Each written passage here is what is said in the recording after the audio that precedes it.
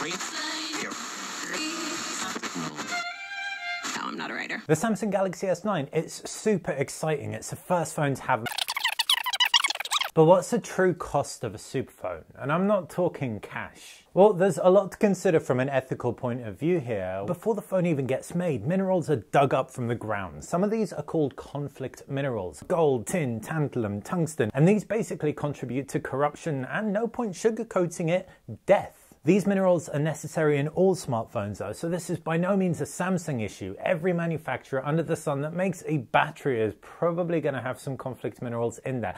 Well, not necessarily, but more to the point, they can't confirm that they don't. Traceability here is Zippo. Right, back to the Galaxy S9. So we know this beautiful brand spanking new phone has some minerals inside, that may be a little bit shady, maybe not, we can't say for sure. The next stage is it all goes onto a production line. Now we all remember the reports of Foxconn employees that were making iPhones committing suicide, don't we? Right? There were some allegations made against Samsung around employees being poisoned. There's just loads of stuff here. The point is, we can't say for sure what isn't the case. It is so far removed from us. But the irony is, these phones are improving connectedness around the world, and connectedness is all about joining dots. And if the phone we buy is by joining dots linked to some bad stuff happening somewhere else, I for one would want to know about it. Next up, it's packaging and materials. So we know Dell does a lot with plastic ocean stuff to get materials from the ocean, recycle them, and put their laptops in them. So thumbs up Dell. Going back to the smartphone, and repairability is a massive consideration. If these phones are being made to last between 24 and 36 months, that'd be awesome, between being easily repairable and also getting software updates for up to 3 years,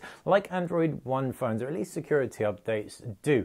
That would be cool because it would mean you haven't got so much planned obsolescence, and if you do have planned obsolescence, it's not looking at a 12-month upgrade cycle, it's looking at a 24 to 36-month upgrade cycle, and therefore less phone, less churn, less conflict minerals get used, demand goes down, supply goes down. One thing that Samsung does do very well though is they do incentivize returning phones to them that they sell you, so that you can get money off the next phone that they make, and as a result recycling phones. My guess is the company that makes a phone is going to be best able to recycle the phone's components, and so Samsung's recycle program makes a lot of sense in my head. What they do with the phones I don't know for sure, but at the very least recycling programs get a massive thumbs up. And then you have something else. You have the corporate social responsibility of a company, that outward-facing duty they have to the communities in which their offices are based, in addition to the above-the-line PR campaigns and alignment with charitable causes, though I don't feel we see enough of. Samsung does do this Day of Giving in the US, or a couple of days out of the year, where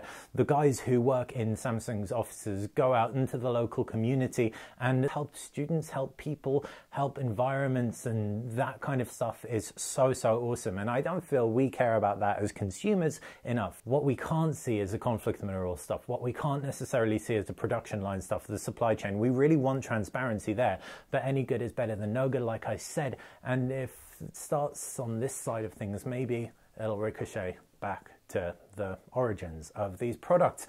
We make the change by applying pressure on manufacturers, by not buying products that aren't as transparent as they could be, by buying products that are more transparent, even if they're a little bit more expensive, by not just going on specs, but by also going on the ethical considerations a company puts into practice.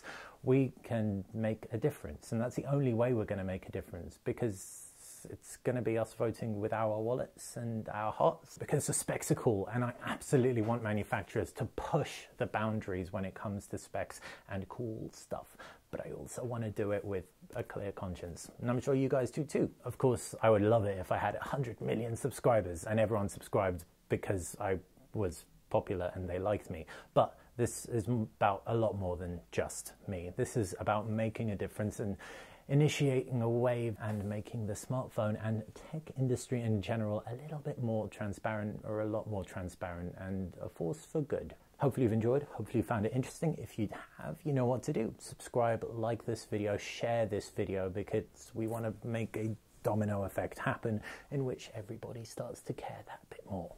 Bye. No, I'm not a writer.